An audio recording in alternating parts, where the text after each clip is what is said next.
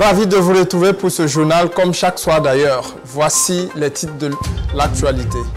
Plus d'une centaine de personnes dans la commune de Komsilga doivent quitter leur terrain au profit d'un particulier. Voilà ce qui fait des gorges chaudes dans cette localité. Le bourgmestre tente tant bien que mal de contenir la situation. Le tribunal de grande instance Ouaga 2 a ouvert depuis lundi le procès des présumés terroristes. Les premières condamnations s'élèvent à 20 ans de prison ferme. Les responsables des organisations de la société civile commandent ce procès, vous les entendrez dans ce journal. Si d'autres pays connaissent des inondations en Algérie, ce sont des incendies qui ravagent le nord du pays et causent des morts. Les détails dans ce journal.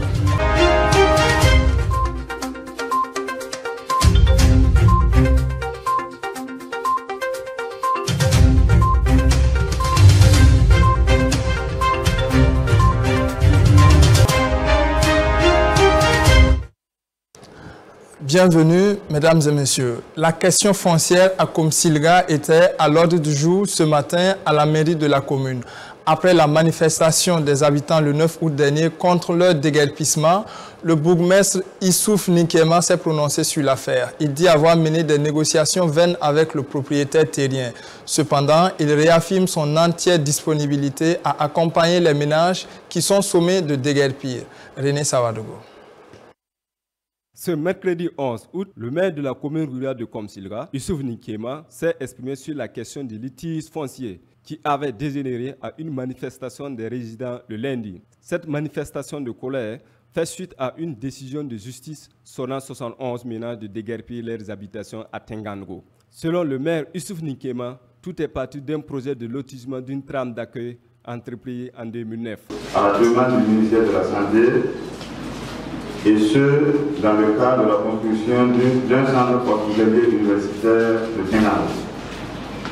Après le morcellement et le bornage de la zone réservée à la femme d'accueil qui a abouti à l'attribution de terrains en usage d'habitation attribués à environ 3 990 000 personnes.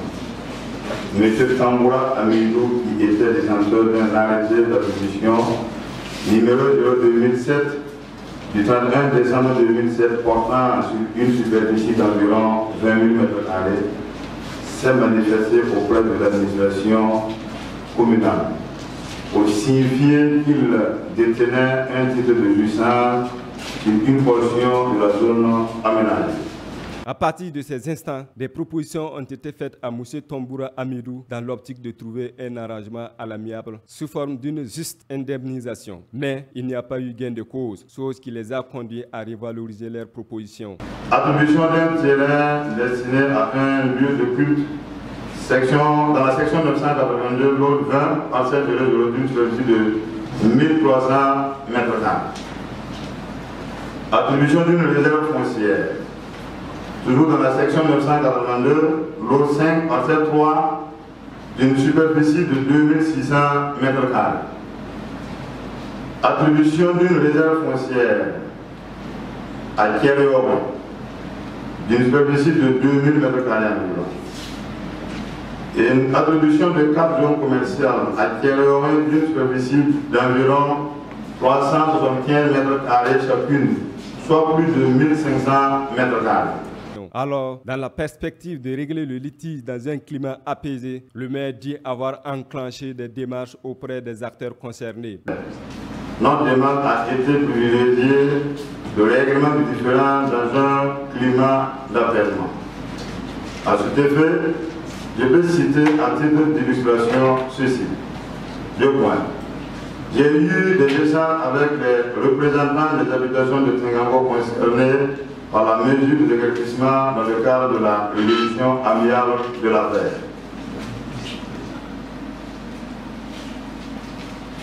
J'ai rencontré à plusieurs reprises M. Tamboura à cet effet, en parenthèse, déplacé au cabinet de son avocat. J'ai soumis la question à sa majesté le Moron Arabongo qui a entrepris des démarches pour obtenir l'indulgence de M. Tamboura. J'ai rencontré son excellence, M. le Président de l'Assemblée nationale, ainsi que M. le ministre d'État chargé de la réconciliation nationale, à ce propos et j'ai sollicité leur implication pour une issue favorable de l'affaire. J'ai adressé une lettre à M. le ministre des Finances du 28 juin 2021. Le maire de Ouagadougou, Arma Bewende, qui serait ressortissant de la localité, se serait impliqué dans cette affaire pour concilier les protagonistes. J'en parlais dans les titres. L'Algérie est en deuil. Depuis lundi soir, le pays fait face à une vague d'incendies dans sa partie nord. 65 personnes, dont 28 militaires et 37 civils, ont perdu la vie dans les flammes, selon le dernier bilan de la télévision algérienne publié ce mercredi. Ces incendies touchent plusieurs régions de Kabylie, notamment Tizi Ouzou. La radio publique algérienne a annoncé mardi l'arrestation de 3 pyromanes. La piste criminelle a été évoquée par les autorités sans toutefois donner aucune précision. Un deuil national de 3 jours a été décrété.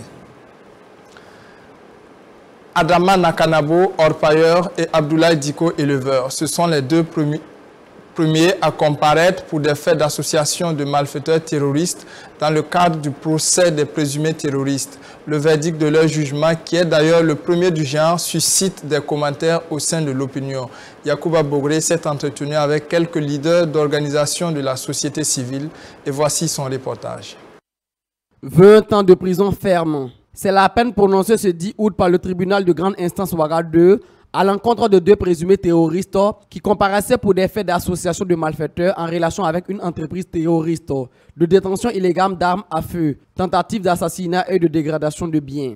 Cette décision de justice est diversement appréciée par des citoyens burkinabés, dont des responsables de certaines organisations de la société civile. Au niveau de l'ONG Observateurs sans frontières, ce jugement combien important pour le Burkina Faso va permettre à terme de élucider certaines interrogations en lien avec le terrorisme. Cet examen va révéler aux yeux de l'opinion nationale en termes de l'organisation même terroriste, de leur objectif, de leur financement, de leur approvisionnement en matériel, donc en logistique, en fournitures diverses, et aussi de leur intention, des tentacules s'il y a des commanditaires. Un point de vue aussi partagé au niveau du mouvement burkinabé des droits de l'homme et des peuples MBDHP qui salue cette décision judiciaire. Cependant, souhaite que les droits de la défense soient assurés.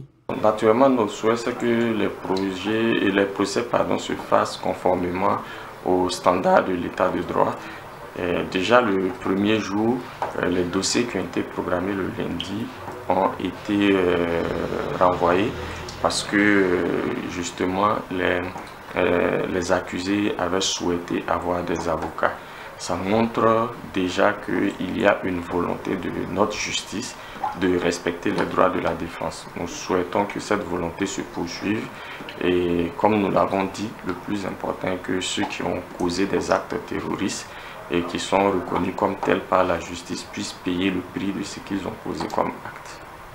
Des arguments non partagés par d'autres organisations de la société civile, à l'image du mouvement des peuples citoyens MPC. Pour son coordonnateur national Idrissa Nogo, cette décision de justice a un contenu nul. J'avoue que c'est une première, mais ce qu'il faut retenir, c'est que ça a une valeur pédagogique. Sinon, effectivement, du point de vue pénal, du point de vue effectivement de la punition, le contenu est nul. Mais ça a une valeur pédagogique, c'est un message fort. Sinon, regardez, ceux-là qu'on est en train, les présumés terroristes qu'on est en train de juger là, ce ne sont pas des terroristes professionnels, ce sont des terroristes de paille. Les vrais terroristes là, on ne peut pas mettre la main sur eux pour les juger. Mais rapidement, donc, ce que je voulais vous dire, j'ai l'impression que le gouvernement actuel là a laissé la proie pour aller attraper l'ombre. Le gouvernement court après des frétés. Pour Idrissa Birba, président de l'organisation Nouveau Droit de l'Homme NDH, ce premier jugement de ces présumés terroristes n'était pas une urgence. Il y a beaucoup de dossiers qu'on pouvait juger. Vous voyez, on attrape un terroriste, on le juge, on le condamne à 20 ans de prison.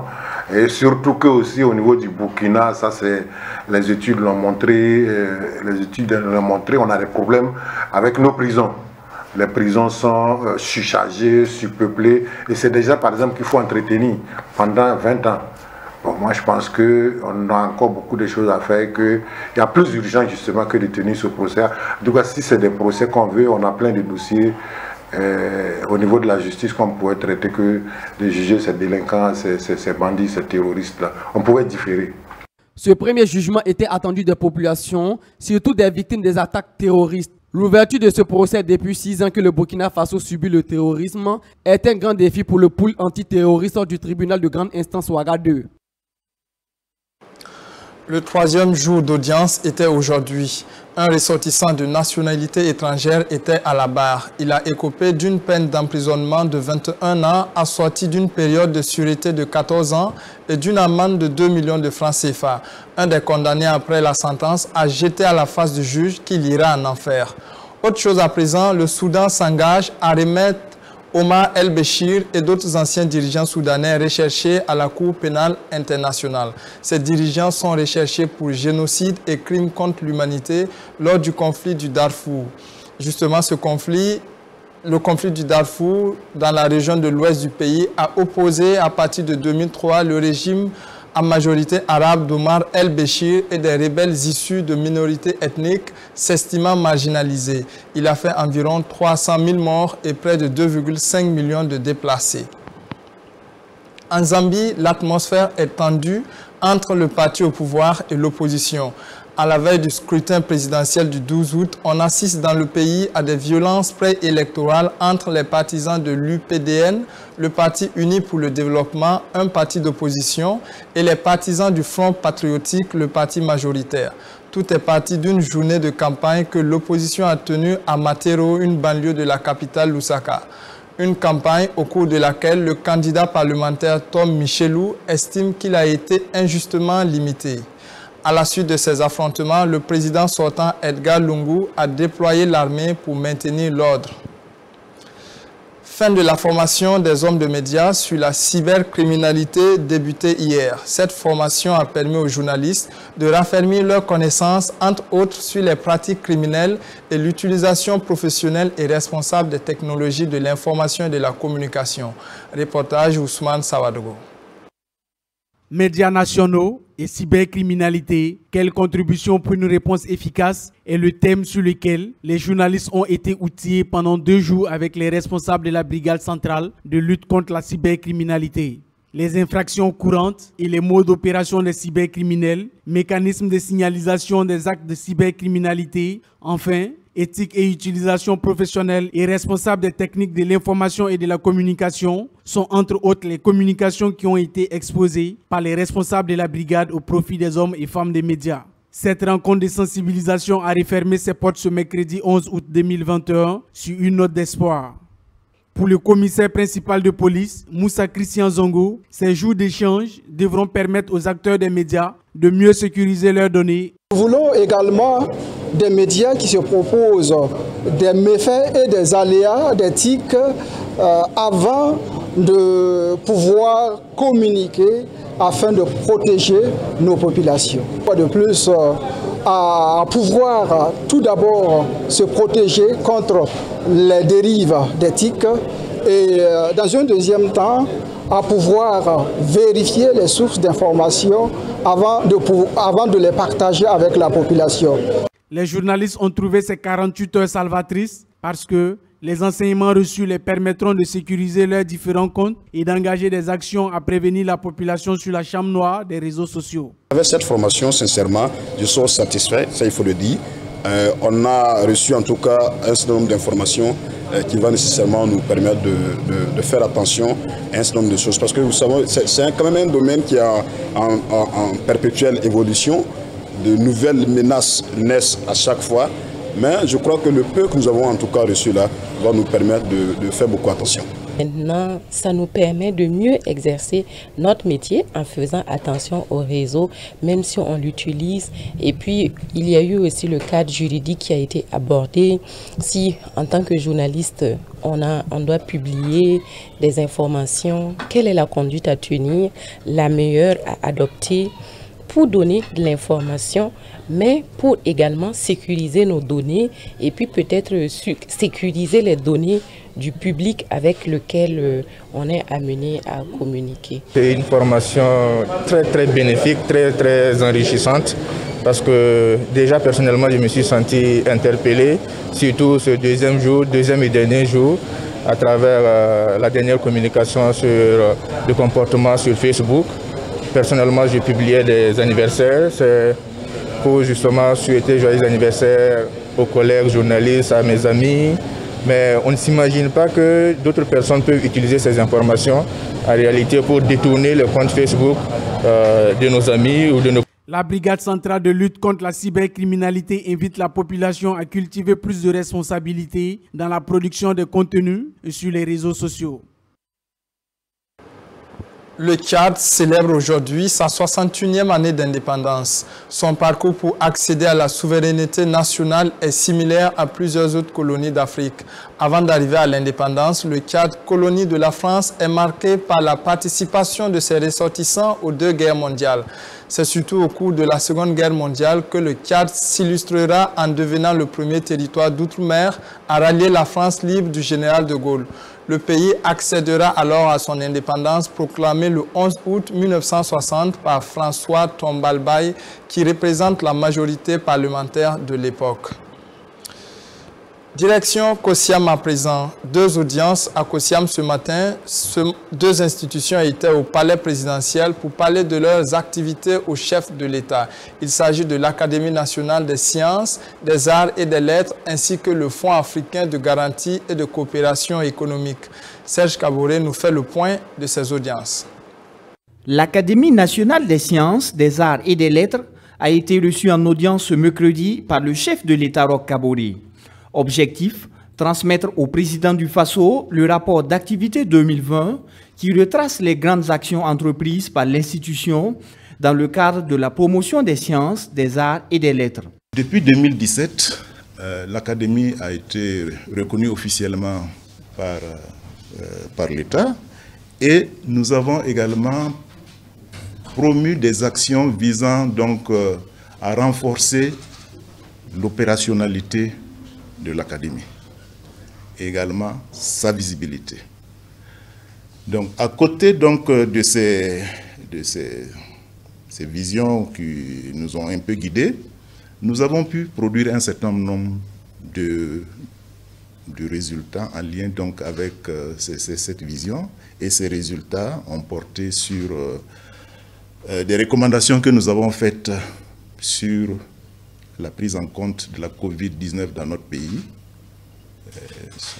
Également, nous avons fait une analyse prospective sur les impacts de cette pandémie dans notre pays. À la suite de l'Académie nationale des sciences, des arts et des lettres, le président du Faso a accordé une audience au directeur général du Fonds africain de garantie et de coopération économique FAGAS. Le nouveau plan stratégique 2021-2025, qui prend en compte les priorités du Conseil des gouverneurs du FAGAS, était au cœur des échanges. Je dirige une mission du Fonds africain de garantie et de coopération économique.